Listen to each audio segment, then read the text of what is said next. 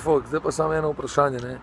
A sem sam jaz tak baksus, da kadarkoli recimo hočem odpreti jogurt, da mi skozi to poč in z ene in druge strani. Pa moraš vzeti recimo nož in zabiti not in pol tako pač sebi izrezati lepo.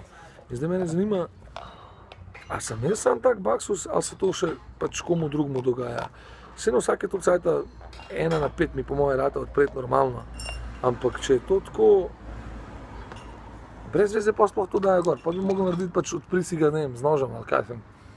Tako da, to sem hotel sam deliti z vami, ker to se mi dogaja že zadnjih ne vem koliko cajta in zdaj mi je res tak lep dan in to mi je ni pokvarjalo, ampak sem rekel, moram vprašati še vse ostale, ker nikoli se nisem s tem nekaj preveč obadil, tako da fora je vprašanje, a se sam to vam tudi mogoče kdaj zgodi. Pa mislite, da bi se mogli pisati malo na mlekarne, da to malo poštimajo, oziroma tako je to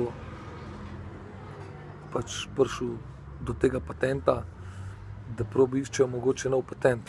Evo ideja za njih, mogoče bi mogli narediti razpis za ta male, da jim najdejo nov patent za odpiranje jogurta, ker pa včasih vzamem tudi drugo firmo jogurta, samo zaradi tega, ker se spomnim, ker sem v žurbi, ko bom v avtu odpiral jogurt, če se mi bo to zgodilo, da bom pol avta umazal.